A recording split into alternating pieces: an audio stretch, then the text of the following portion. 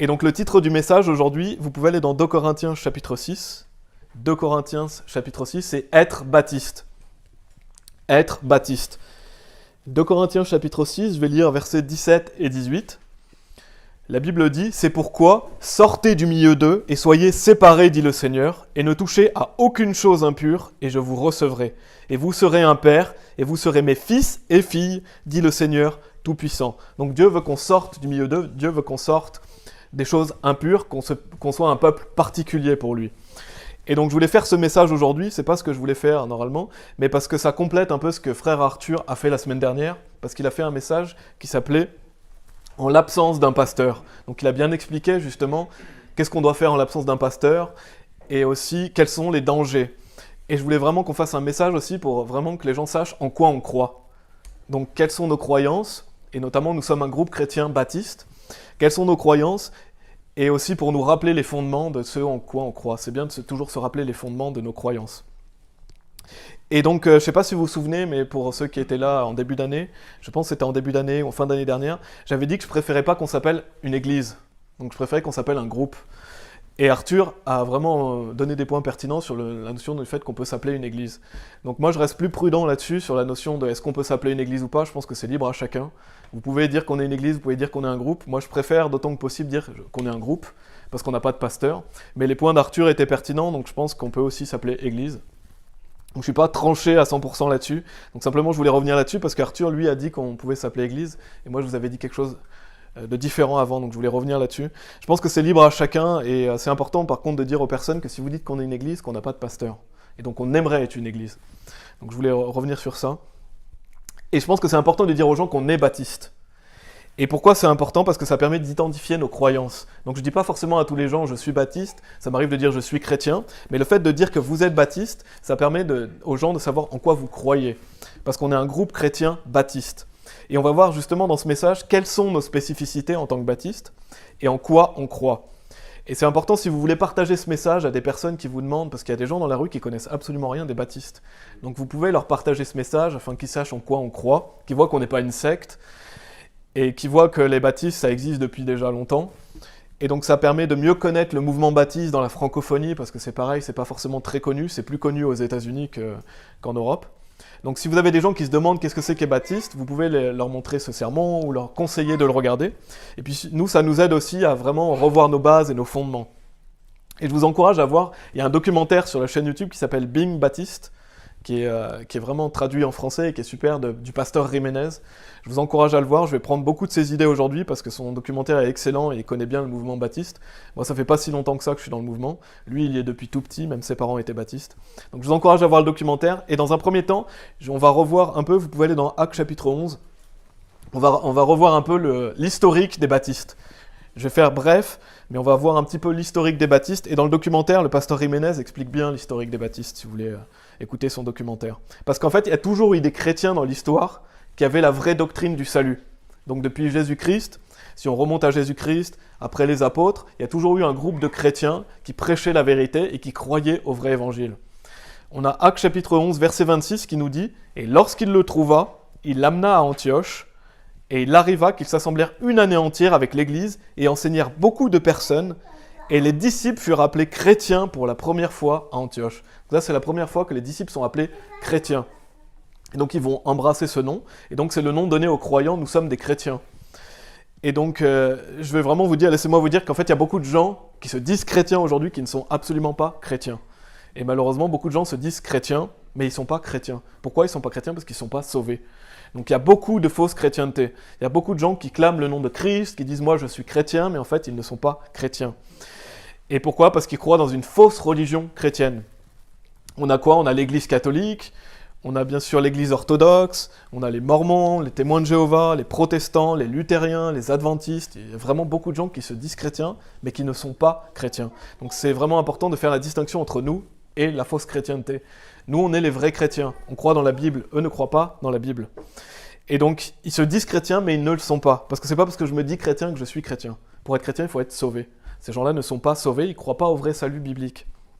Après, je pense que certains protestants peuvent être sauvés. J'ai déjà rencontré des protestants qui étaient sauvés, mais la grande majorité des protestants ne sont pas sauvés. Si vous rencontrez des gens dans la rue qui se disent protestants, ils ne croient pas au salut biblique. Ils croient souvent qu'il faut être une bonne personne, ils ne savent pas la sécurité éternelle. Donc ça arrive que certains protestants soient sauvés, mais la grande majorité ne le sont pas. Et on va revenir sur le salut dans ce message, parce que c'est un fondement de pourquoi on est baptiste. Et de même, il y a certaines personnes qui vont se dire baptistes, qui ne sont pas forcément sauvés. Il y a des gens qui se disent baptistes, mais qui ne croient pas au vrai salut. Et c'est dommage, parce que ça veut dire qu'en fait, ils ne sont pas baptistes. Parce que si vous dites que vous êtes baptiste, ça veut dire que vous croyez au fondement, et donc normalement vous êtes une personne sauvée. Mais il y a des gens qui vont clamer être baptistes sans être sauvés.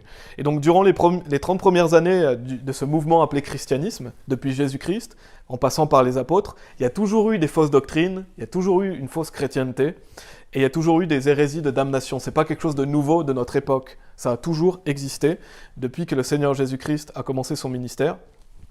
On voit dans 2 Corinthiens chapitre 2 verset 17, vous pouvez y aller.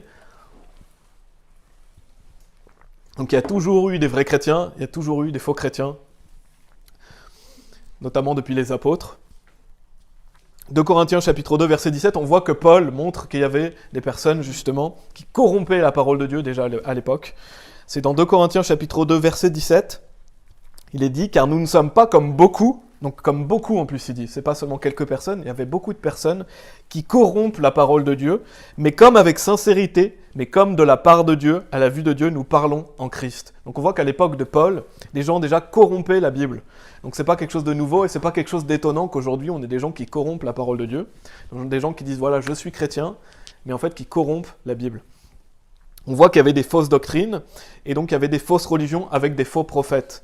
Et je vais mentionner quelques versets pour parler de cela. On a Galates chapitre 1, versets 6 et 7. Donc Paul nous dit aussi « Je suis émerveillé que vous soyez si rapidement éloignés de celui qui vous a appelé en la grâce de Christ vers un autre évangile, lequel n'en est pas un autre, mais il y en a quelques-uns qui vous troublent et qui voudraient pervertir l'évangile de Christ. » Donc on voit que des gens voulaient pervertir l'évangile de Christ. Il y a toujours eu des gens qui veulent pervertir la vérité en fait. Et 2 Pierre chapitre 2, verset 1 nous dit « Mais il y a eu aussi de faux prophètes parmi le peuple, comme il y aura parmi vous de faux enseignants qui introduiront furtivement des hérésies propres à la damnation, reniant même le Seigneur qui les a rachetés, et feront venir sur eux-mêmes une rapide destruction. » Donc on voit qu'il y avait des faux prophètes qui amènent des hérésies de damnation. Donc c'est la même chose aujourd'hui, par exemple, avec les prêtres catholiques. Les prêtres catholiques amènent des hérésies de damnation puisqu'ils enseignent un faux salut aux personnes. Donc c'est pas étonnant qu'il y ait une fausse chrétienté. Et donc il y aura toujours une fausse chrétienté tant que Christ ne revient pas. Et donc il y a toujours eu également, par contre, des vrais chrétiens qui croyaient au vrai évangile, comme nous aujourd'hui, et qui se séparaient notamment de l'église catholique. Ils n'étaient pas dans l'église catholique, ils étaient séparés, ils étaient à part. On a par exemple, j'ai noté quelques exemples, il y a eu les pauliciens, les vaudois, les albigeois, les anabaptistes. Et ça ne veut pas dire que toute leur doctrine était forcément exacte, ça ne veut pas dire qu'ils n'ont pas forcément dévié, mais il y a toujours eu des chrétiens, comme par exemple les vaudois, les albigeois, qui croyaient au vrai salut, et qui se différenciaient de l'église catholique, ils se différenciaient de l'église protestante, des calvinistes, et ils étaient persécutés. Et donc ils étaient persécutés par l'église catholique, mais aussi par les protestants, aussi par les calvinistes. Donc ils étaient ni calvinistes, ni protestants, et donc comme j'ai dit, on n'approuve pas forcément toute leur doctrine, mais au moins ils étaient sauvés. Après peut-être que certains ont dévié avec le temps, je ne connais pas trop l'histoire, mais c'est vraiment pour situer un peu les origines des baptistes. Et de même, d'ailleurs, il y a des baptistes aujourd'hui qui croient des hérésies. Et 2 Timothée chapitre 3, verset 12 nous dit « Oui, et tous ceux qui veulent vivre selon Dieu en Christ Jésus souffriront la persécution. » Donc, c'est pas étonnant qu'à travers l'histoire, les vrais chrétiens ont été persécutés. Ils ont été persécutés par l'Église catholique, persécutés par les protestants, par les calvinistes, et ça sera comme ça jusqu'à la fin. Donc, nous, il faut s'attendre à ce qu'on soit persécutés. Les vrais chrétiens ont toujours été persécutés. Donc, il y a toujours eu une lignée de croyants qui viennent... Donc à partir du Seigneur Jésus, là je parle à partir du Seigneur Jésus, qui était en dehors de l'église catholique, en dehors de l'église protestante, en dehors des luthériens. Et moi j'ai été dans l'église catholique quand j'étais jeune, donc j'ai été élevé un peu dans l'église catholique, et il me semble qu'en grandissant, j'associais beaucoup la chrétienté à l'église catholique. Et il y a beaucoup de gens qui font ça malheureusement, quand vous leur parlez, ils croient que être chrétien c'est être catholique. Ou alors ils croient qu'il y a seulement les catholiques, les orthodoxes et les protestants, c'est tout ce qu'il y a. La plupart des gens ne connaissent pas les baptistes. Et donc c'est dommage parce que nous ne sommes pas catholiques, on n'est pas protestants, on vient absolument pas de ces mouvements. On vient justement des mouvements qui ont été lancés par les apôtres, de la vraie chrétienté. Donc il y a toujours eu des vrais chrétiens. Et donc il y a eu les anabaptistes. Je ne connais pas trop leur histoire, mais Anna, ça veut dire « re », et Baptiste, ça veut dire « baptisé ». Donc en fait, ce sont des personnes qui rebaptisaient. Et pourquoi les anabaptistes rebaptisaient ? Parce que quand ils avaient des convertis catholiques, ils leur enseignaient que leur baptême n'avait pas de valeur, parce que le baptême catholique n'a aucune valeur. Et donc, ils les rebaptisaient après qu'ils étaient sauvés, en fait, tout simplement. Et donc, le préfixe « Anna », il a disparu avec le temps pour donner « baptiste ». C'est ce qu'on est aujourd'hui, on est un groupe chrétien baptiste. Et on retrouve beaucoup de chrétiens baptistes aux États-Unis, notamment. Donc ça, c'est une brève histoire. Ce que je veux que vous reteniez, c'est qu'il y a toujours eu des croyants bibliques. Il y a toujours eu des vrais chrétiens à travers l'histoire qui étaient en dehors de l'Église orthodoxe, catholique, protestante. Et donc il y a toujours eu des vrais chrétiens qui allaient prêcher la vérité, qui prêchaient l'Évangile, et l'Évangile s'est perpétué de foi en foi. On a 2 Corinthiens chapitre 6, verset 9. Je vais simplement le dire, 2 Corinthiens chapitre 6, verset 9, qui nous dit « Comme des inconnus, et cependant bien connus, comme mourants, et voici nous vivons, comme châtiés et pas tués. » Donc on voit que c'est pas étonnant qu'il y ait peu de choses historiques sur les vrais chrétiens, parce que c'est dit comme des inconnus, et cependant bien connus. Donc je pense que volontairement les vrais chrétiens sont enlevés de l'histoire, déjà parce qu'on sait que le diable c'est le prince de ce monde. Donc le diable veut cacher la vérité à tout prix, il veut pas que le vrai soit perpétué. Donc nous-mêmes, notre groupe, il sera oublié. Bien sûr, déjà on est très peu connus, mais même les pasteurs connus à notre époque, ils seront oubliés, très certainement. Comme le pasteur Anderson, qui a quand même un gros impact, dans 100 ans, personne ne connaîtra le pasteur Anderson, très certainement, à moins qu'il reste quelques traces de ses messages. Mais ce que je veux dire, c'est qu'à travers l'histoire, les chrétiens sont oubliés, parce qu'ils sont inconnus bien souvent, et parce que le diable fait tout pour faire taire la vérité. Donc souvent, ceux qui restent dans l'histoire, c'est qui ? C'est les faux prophètes, comme Luther, comme Calvin. Pourquoi ? Parce qu'ils sont adulés par le monde, et parce qu'ils sont mis en avant par le diable, forcément. Donc nous, on sera très certainement oubliés, mais on est bien connus. On est bien connus de Dieu, on est bien connus au ciel.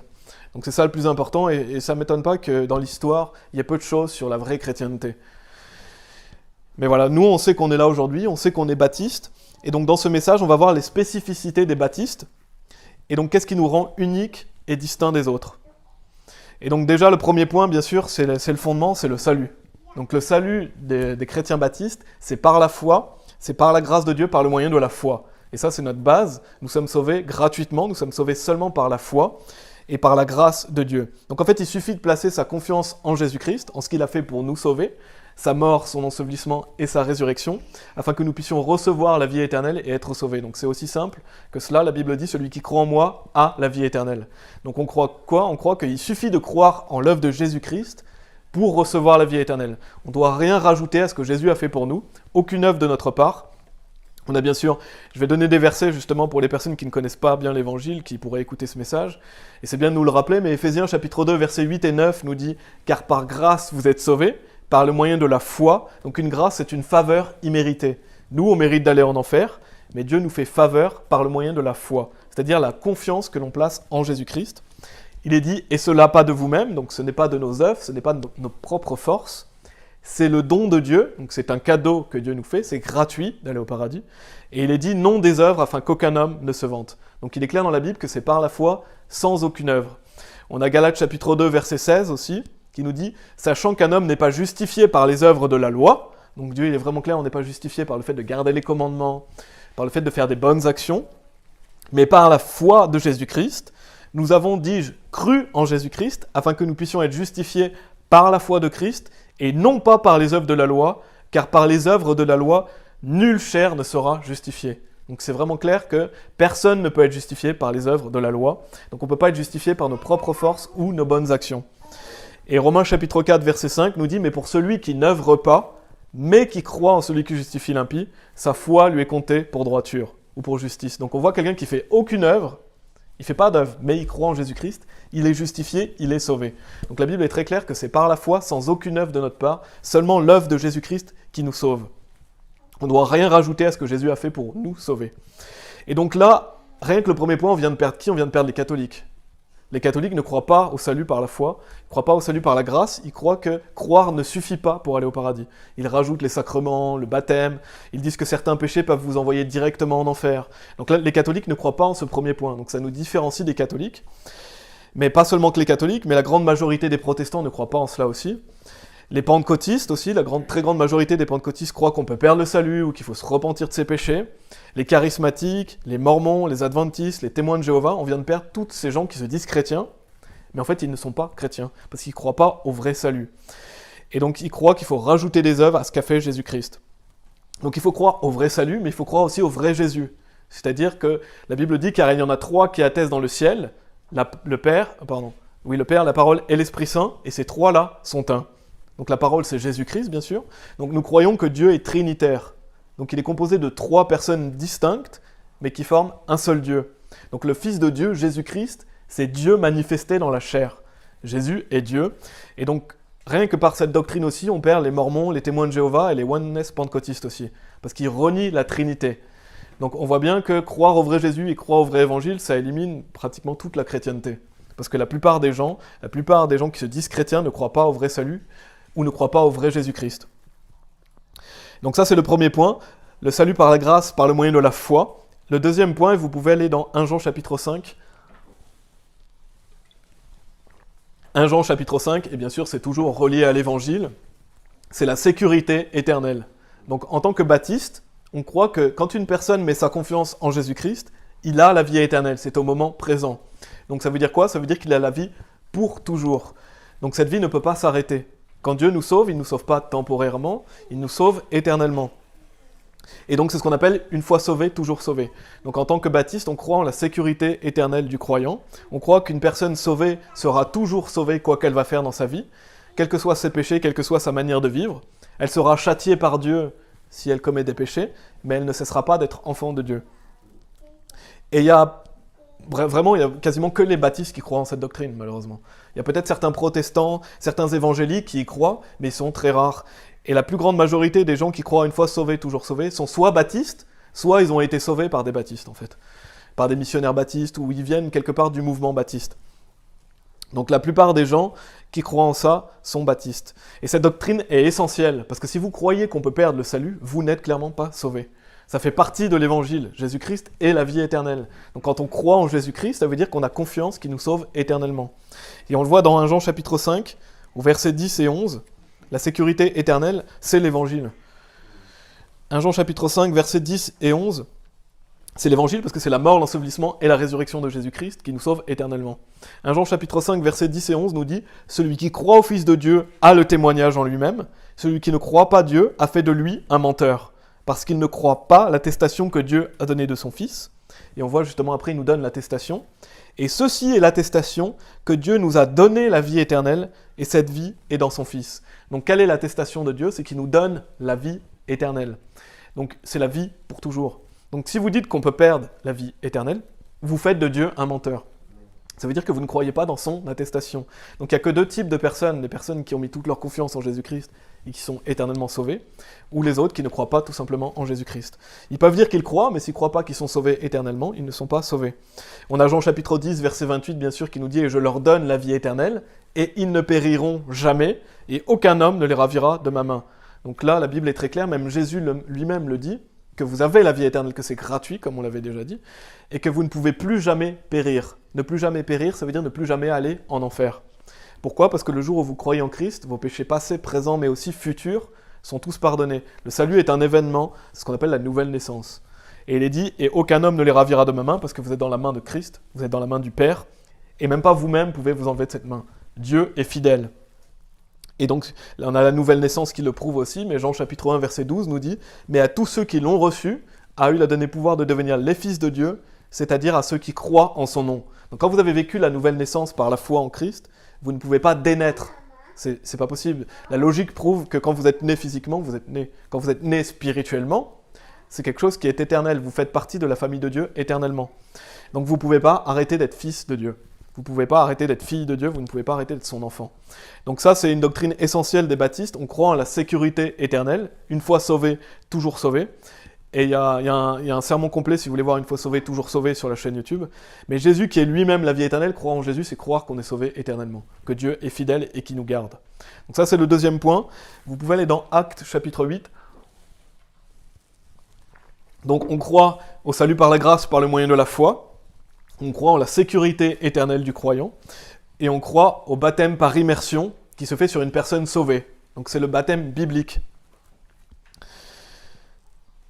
Et à travers cette sécurité éternelle, on perd aussi quasiment tous les gens qui se disent chrétiens, parce que les catholiques ne croient pas en la sécurité éternelle, les pentecôtistes non plus.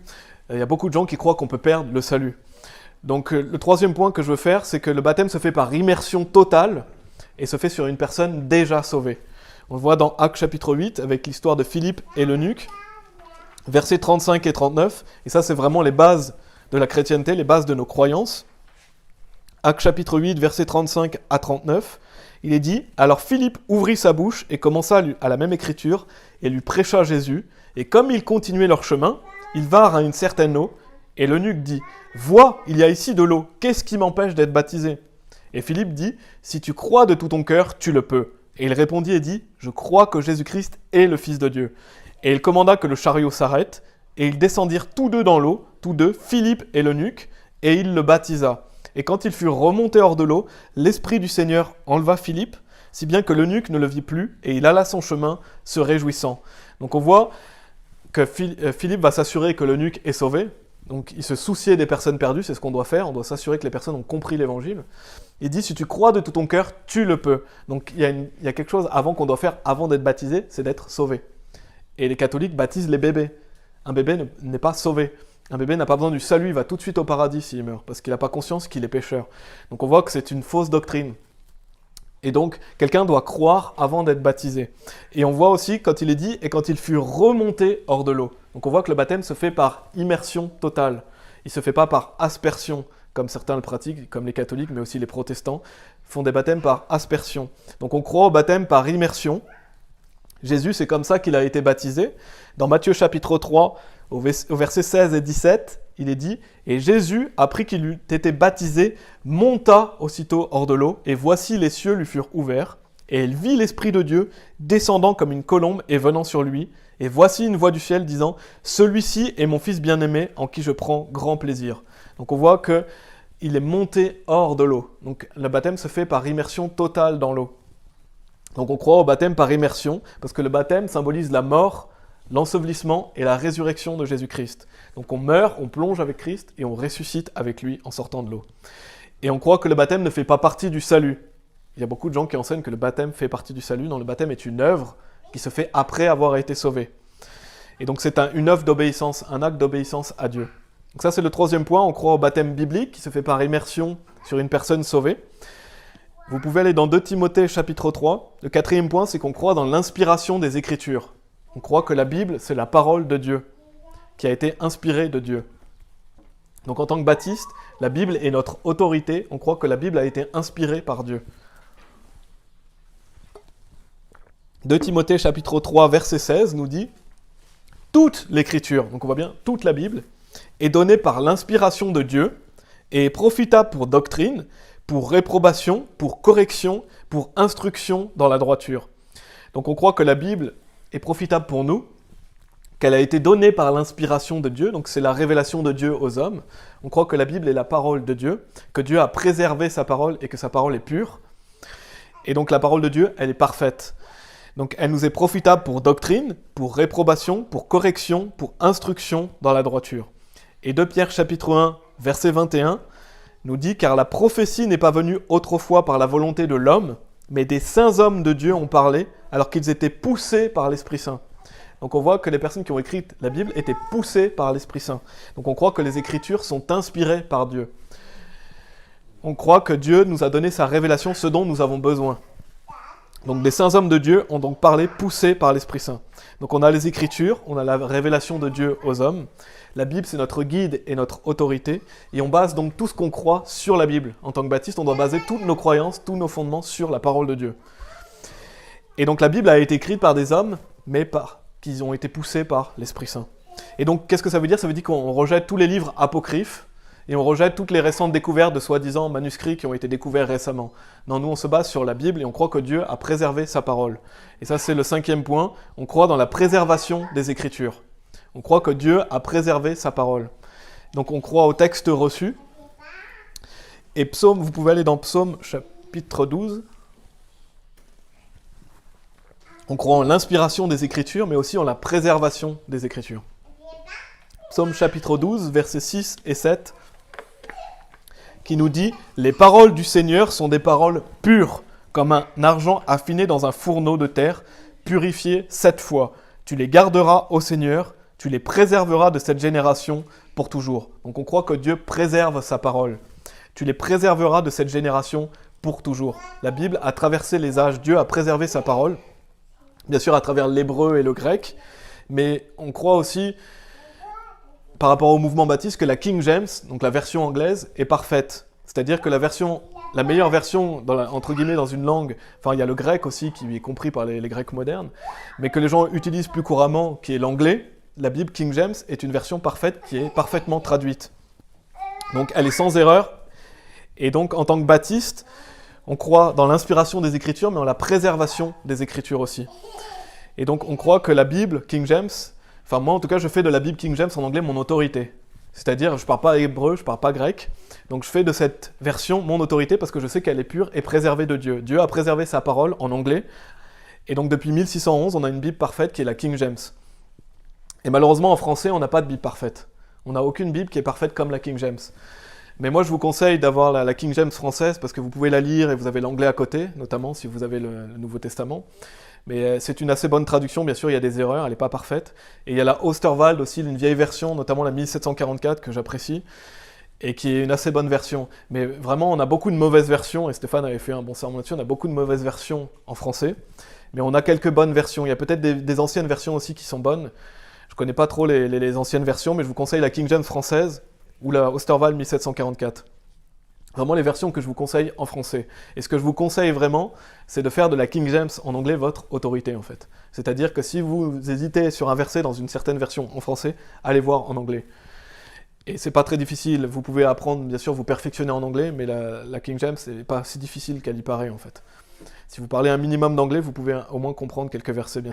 Mais notre Bible, enfin la Bible, c'est notre autorité en manière de foi et pratique. C'est-à-dire que toute notre foi et notre pratique est basée sur la parole de Dieu. On a Psaume 119, verset 89, qui nous dit « Pour toujours, ô Seigneur, ta parole est fixée au ciel ». Et Ésaïe 40, verset 8, « L'herbe se dessèche, la fleur se fane, mais la parole de notre Dieu demeurera pour toujours. » Donc on croit que Dieu a préservé sa parole à travers les âges, à travers l'original, mais aussi à travers l'anglais qui est la King James aujourd'hui et qui est la langue la plus parlée dans le monde.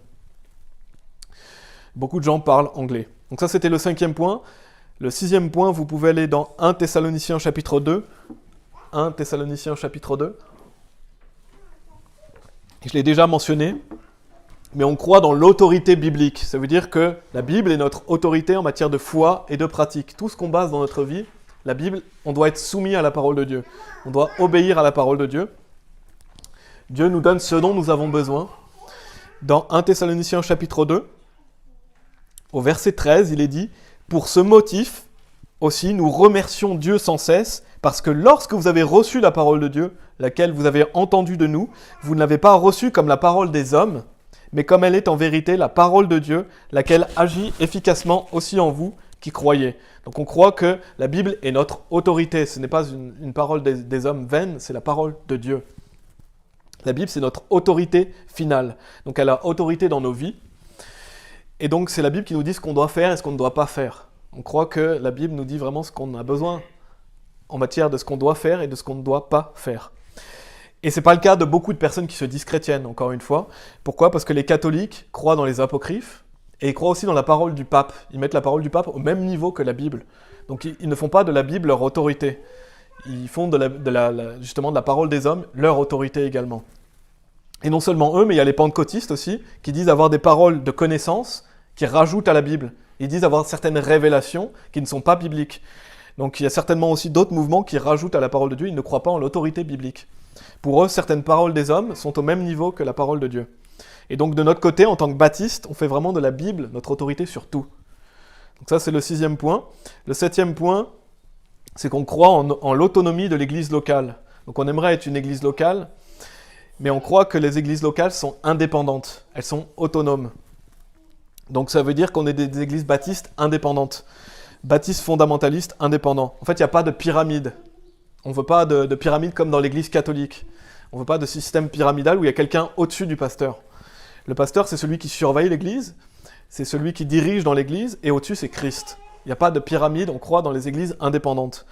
C'est dans Colossiens chapitre... Et il n'y a pas que les catholiques, il y a les méthodistes unis, les luthériens, les presbytériens, il y en a certainement d'autres.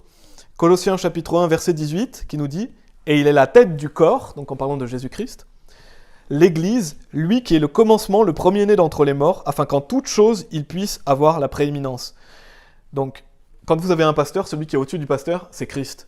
C'est lui la tête de l'Église. Il n'y a pas de pape, il n'y a pas d'autre dirigeant que le pasteur dans une église locale. Et Éphésiens chapitre 5, vous pouvez y aller si vous voulez.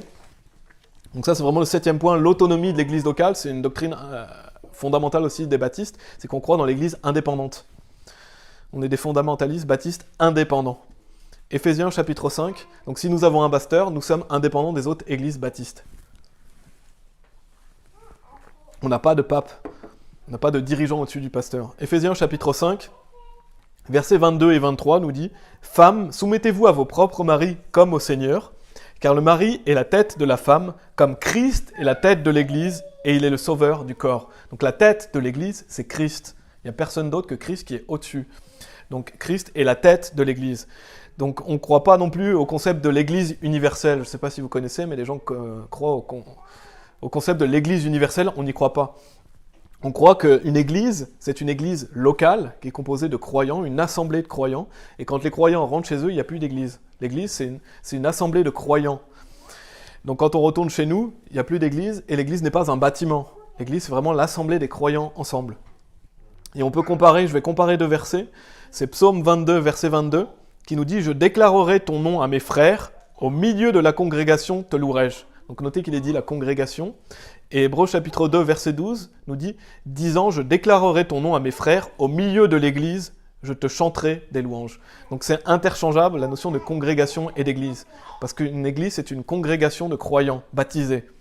Donc une église, c'est un groupe de chrétiens qui forment une assemblée locale. Donc ça, c'est la vraie définition de l'église. Donc on croit dans l'autonomie de l'église locale. Le 8e point, c'est qu'on croit dans l'autorité pastorale dans l'église. Et vous pouvez aller dans Actes chapitre 20. Donc on croit qu'une église est dirigée par un pasteur. Le pasteur, c'est le surveillant de l'assemblée. C'est lui qui prend soin des âmes, c'est lui qui dirige l'assemblée. Et notre groupe n'a pas de pasteur, bien sûr. Et je vous conseille de regarder le sermon d'Arthur si vous ne l'avez pas vu. En l'absence d'un pasteur, on n'a pas de pasteur, mais on aimerait avoir un pasteur. Ou peut-être un évangéliste, quelqu'un d'ordonné. Parce que nous croyons que l'église est sous l'autorité d'un pasteur. Et c'est ce qu'il y a de mieux, et c'est ce que Dieu dit dans sa parole. Donc non seulement cela, mais je crois aussi que c'est bien d'avoir une forme de leadership dans un groupe, parce qu'on n'a pas de pasteur, et c'est bien d'avoir quand même une forme de leadership, parce que sans leadership, les choses vont souvent mal dans la Bible, et bien sûr le mieux c'est d'avoir un pasteur, quelqu'un d'ordonné, mais c'est bien d'avoir un certain ordre, et d'avoir une certaine directive. Donc je crois que c'est quand même bien d'avoir une certaine forme de leadership, quand on n'a pas de pasteur. Actes chapitre 20, verset 28 nous dit « Prenez donc garde à vous-même et à tout le troupeau sur lequel l'Esprit Saint vous a établi surveillant de nourrir l'Église de Dieu qu'il a acquise par son propre sang. » Donc le pasteur est le surveillant de l'assemblée et il doit nourrir l'Église de Dieu. C'est lui qui se charge de nourrir les chrétiens, c'est lui qui se charge de nourrir le troupeau de Dieu. Hébreux chapitre 13, verset 17 nous dit « Obéissez à ceux qui vous dirigent et soyez leur soumis, car ils veillent sur vos âmes comme ceux qui devront en rendre compte, afin qu'ils puissent le faire avec joie, et non pas avec peine, car cela est sans intérêt pour vous. » Donc on voit que les pasteurs dirigent l'assemblée, ils veillent sur nos âmes. Donc ça c'est une doctrine fondamentale des églises baptistes aussi, c'est qu'on croit dans l'autorité du pasteur, l'autorité pastorale dans l'église. Et le pasteur est sous l'autorité de Christ. Et bien sûr la Bible donne des directives concernant les pasteurs. Vous pouvez lire dans 1 Timothée chapitre 3 notamment, mais c'est un homme qui est pasteur. On ne croit pas que les femmes peuvent être pasteurs, on croit que le pasteur doit être un homme marié qui a des enfants. Donc Dieu a donné des directives par rapport aux pasteurs également. Donc ça c'était le 8e point. Vous pouvez aller dans Romains chapitre 12, je l'ai déjà lu ce verset, mais vous pouvez aller dans Romains chapitre 12. Le 9e point, c'est que, peut-être que ça vous dira rien comme ça, mais je vais l'expliquer, on croit en la séparation personnelle et ecclésiastique. Donc on croit que les chrétiens doivent se séparer du monde. On croit que les chrétiens ne doivent pas vivre comme le monde.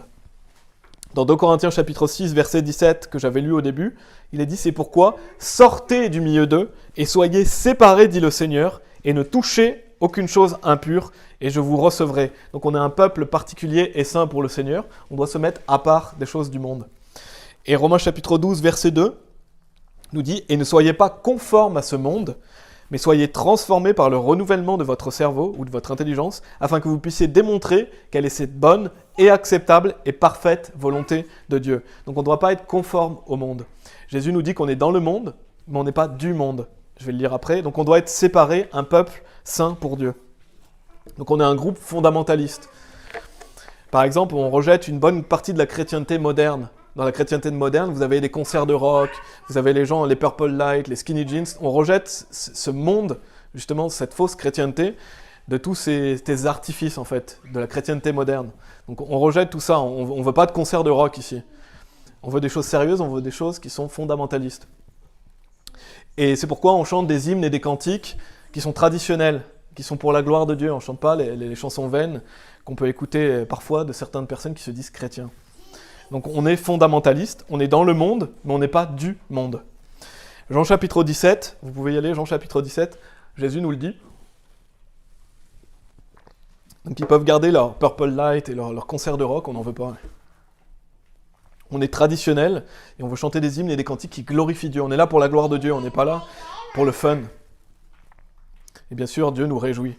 Jean chapitre 17, versets 14 et 16, il est dit « Je leur ai donné ta parole, et le monde les a haïs, parce qu'ils ne sont pas du monde, de même que je ne suis pas du monde. » Donc Christ n'était pas du monde, et nous ne sommes pas du monde non plus. On est chrétiens. Je ne te prie pas pour que tu les ôtes du monde. Donc bien sûr, on reste dans ce monde, on vit dans ce monde. Mais que tu les gardes du mal, ils ne sont pas du monde, de même que je ne suis pas du monde. Donc on croit dans la séparation personnelle et ecclésiastique, c'est-à-dire qu'on doit être un peuple particulier et saint pour le Seigneur, et on vit pour la gloire de Dieu. Ça, c'était le 9e point. Le 10e point, vous pouvez aller dans 1 Timothée chapitre 4, il y en a 12 des points, c'est qu'on croit dans la liberté individuelle de l'âme. Ça veut dire quoi ? Ça veut dire qu'en tant que baptiste, on croit qu'un individu a un libre arbitre, il a le choix. Donc le salut, c'est une décision personnelle. Déjà, on a le choix, mais en plus, c'est pas parce qu'on est dans une famille chrétienne qu'on est chrétien. C'est un choix individuel que l'enfant doit prendre, ou l'adulte doit prendre un jour, de mettre sa confiance en Jésus-Christ. Et 1 Timothée chapitre 4, verset 10, nous dit « Par conséquent, nous nous adonnons et supportons les outrages, parce que nous avons confiance dans le Dieu vivant, et j'aime vraiment cette fin de verset, mais tout le verset, qui est le sauveur de tous les hommes, spécialement de ceux qui croient. » Ça veut dire quoi ? Ça veut dire que Christ est mort pour tous les hommes. Et spécialement de ceux qui croient, parce que c'est ceux qui croient qui bénéficient du salut. Mais ça veut dire quoi ? Ça veut dire qu'on rejette le calvinisme. On rejette cette fausse doctrine de Dieu a choisi qui est sauvé. Dieu veut que tous les hommes soient sauvés. Dieu veut que tous les hommes soient sauvés, et chaque homme est responsable et a un choix à faire de mettre sa confiance ou non en Jésus-Christ. Dieu n'a pas choisi qui est sauvé, mais il a choisi comment être sauvé. Donc c'est à nous de placer notre confiance dans ce que Dieu a dit sur comment être sauvé. Et Apocalypse chapitre 22, à la fin du verset 17, nous dit « Et quiconque le veut, qu'il prenne de l'eau de vie gratuitement. » Donc c'est quiconque le veut. Donc Dieu n'a pas choisi un groupe d'individus, il va sauver seulement ces individus-là. Et en plus, sans qu'ils aient un choix à faire, non, Dieu veut que tout le monde soit sauvé. Est-ce que ça va être le cas ? Non, malheureusement, parce que les gens ont un libre arbitre. Donc Dieu veut que tout le monde prenne de cette eau de vie gratuitement. Donc on rejette le calvinisme, on rejette leur fausse doctrine. Donc ça c'est le 10e point, on croit en la liberté individuelle de l'âme. Le 11e point, on croit en la prêtrise du croyant. Donc une fois que nous sommes sauvés, nous sommes enfants de Dieu. Et donc on peut parler directement à Dieu. Dieu est notre Père, on peut aller directement vers lui. On peut lui donner nos requêtes, nos supplications, nos prières. Donc on n'a pas besoin d'un prêtre, on n'a pas besoin de Marie, on n'a pas besoin des saints. On peut aller directement vers Dieu. Donc on est prêtre et roi à notre Dieu. Je vais lire 2 versets qui en parlent, et vous pouvez aller dans 1 Timothée chapitre 2, si vous voulez. Je vais lire 2 versets qui parlent du fait qu'on est prêtre et roi à notre Dieu. C'est 1 Pierre chapitre 2, verset 9. « Mais vous êtes une génération choisie, une prêtrise royale. » Donc on est une prêtrise royale en tant que chrétien. « Une sainte nation, un peuple particulier, afin que vous déclariez les louanges de celui qui vous a appelé, hors de l'obscurité, à sa merveilleuse lumière. » Et Apocalypse chapitre 1, verset 6, c'est très clair aussi. Il est dit « Et nous a fait roi et prêtre à Dieu et son Père. À lui soit gloire et domination pour toujours et toujours. Amen. » Donc quand on est sauvé, on est roi et prêtre à Dieu. Donc on croit en la prêtrise du croyant. Nous sommes prêtres à Dieu. Donc est-ce qu'on a besoin d'un prêtre pour faire intercession pour nous ? Non. On peut aller directement au Père. Donc on rejette l'Église catholique et cette notion du prêtre ou du pape. Non, on peut aller directement vers Dieu. Et dans 1 Timothée chapitre 2, verset 5, il est dit « Car il y a un seul Dieu et un seul médiateur entre Dieu et les hommes, l'homme Christ Jésus. » Est-ce que vous voyez écrit ici, car il y a un seul Dieu et deux médiateurs entre Dieu et les hommes, Jésus et Marie? Non, il n'y a que Jésus-Christ qui est le médiateur entre Dieu et les hommes. Donc on rejette la doctrine de Marie et des saints que l'Église catholique enseigne. Vous pouvez aller directement vers le Père. Jésus est notre seul médiateur. Et Hébreux chapitre 4, verset 16, qui est vraiment un magnifique verset aussi, qui nous dit, et je vous encourage à le retenir, « Venons donc avec hardiesse vers le trône de grâce, afin que nous puissions obtenir miséricorde et trouver grâce pour aider au moment du besoin. » Donc on peut venir avec hardiesse vers Dieu, vers le trône de grâce. Ça veut dire comme un père avec ses enfants. Si votre enfant, il peut venir directement vers vous. Il sait qu'il va avoir du réconfort, il sait qu'il est avec son père ou avec sa mère. C'est la même chose avec Dieu. On peut aller directement à Dieu. Venez donc avec hardiesse. En plus, avec hardiesse, c'est fort, parce que ça veut dire que vous pouvez avoir l'audace de rentrer. Donc si Dieu est sur son trône, vous pouvez rentrer librement. Dieu vous attend et vous accueille. Donc on a un contact direct avec Dieu, c'est notre Père. Et donc ça, c'était le 11e point. Le dernier point, c'est qu'on croit en l'évangélisation de confrontation. Donc on croit que c'est la responsabilité du croyant d'aller évangéliser. Donc on croit qu'on doit aller prêcher l'évangile à toute créature. Marc chapitre 16, verset 15, et vous pouvez aller dans Actes chapitre 5 si vous voulez. Actes chapitre 5, Marc chapitre 16, verset 15 nous dit « Et il leur dit, allez par tout le monde et prêchez l'évangile à toute créature. » Donc on croit que c'est notre responsabilité en tant que chrétien baptiste d'aller prêcher l'évangile à toute créature. On doit prêcher l'évangile aux hommes et aux femmes. Donc, qu'est-ce que ça veut dire que l'évangélisation de confrontation, de confronter les gens? En fait, ça veut dire qu'on doit prendre la Bible et on doit montrer aux personnes clairement comment aller au paradis. Donc on doit expliquer clairement avec des versets aux gens comment vous pouvez être sûr d'aller au paradis. Donc on doit ouvrir nos bouches avec hardiesse. Donc c'est ça, on doit alerter les gens. La confrontation, ça veut dire que vous allez en face de la personne et vous lui parlez, vous ouvrez votre bouche, vous vous souciez de la personne en fait. Donc vous vous souciez de sa bonne compréhension, vous la faites interagir dans l'évangélisation, vous lui posez des questions. Donc c'est ça, confronter une personne. Confronter une personne, c'est pas chercher les combats, les querelles, c'est pas chercher la discorde en fait. Confronter la personne, ça veut dire que vous allez en face de la personne, vous ouvrez votre bouche et vous vous souciez de la personne. Vous y allez avec autorité et audace, mais aussi avec compassion et charité. Donc on croit que l'évangélisation, c'est confronter les autres. C'est pas donner des papiers et des brochures, des bouts de papier. C'est pas par le style de vie. Bien sûr, c'est bien d'avoir une bonne vie, mais c'est pas par le style de vie qu'on évangélise. On évangélise en confrontant les personnes, en leur expliquant clairement comment aller au paradis. Donc c'est bien de poser des questions, c'est bien d'interagir avec la personne à qui vous parlez. Et si vous ne savez pas évangéliser, je parle surtout pour ceux qui écoutent, vous avez une playlist « Apprendre à évangéliser » sur la chaîne YouTube. Vous pouvez regarder justement comment apprendre à évangéliser. Actes chapitre 5, si vous êtes dans Actes chapitre 5, je vais lire le verset 42. Donc on croit dans l'évangélisation de confrontation. Actes chapitre 5, verset 42. « Et chaque jour dans le temple et dans chaque maison, il ne cessait d'enseigner et de prêcher Jésus-Christ. » Et c'est ça qu'on doit faire. On doit toujours enseigner et prêcher Jésus-Christ, chaque jour et dans chaque maison. Donc c'est notre responsabilité de prêcher l'évangile aux gens. Et un peu plus loin, Actes chapitre 20, si vous voulez y aller, Actes chapitre 20. Le verset 20, Actes chapitre 20, verset 20, qui nous dit « Et comment je n'ai rien retenu de ce qui vous était profitable, mais je vous ai montré et vous ai enseigné publiquement et de maison en maison. » Donc, on croit en l'évangélisation qui se fait de porte à porte. Donc c'est beaucoup plus courant aux États-Unis et beaucoup plus facile. Aux États-Unis, ils vont évangéliser en porte à porte. Les Américains sont plus familiers avec ça. Je pense que de notre côté, c'est bien ce qu'on fait d'aller dans les parcs, d'aller dans les rues, parce que les gens sont plus familiers avec ça. Mais vous pourriez essayer le porte-à-porte, mais on croit que l'évangélisation se fait en porte-à-porte, ou dans la rue, ou dans les parcs, bien sûr quand vous croisez des gens dans votre vie de tous les jours. Mais l'évangélisation, elle se fait avec un certain ordre. Porte-à-porte, parc, rue, mais après vous pouvez évangéliser chaque jour aussi, bien sûr.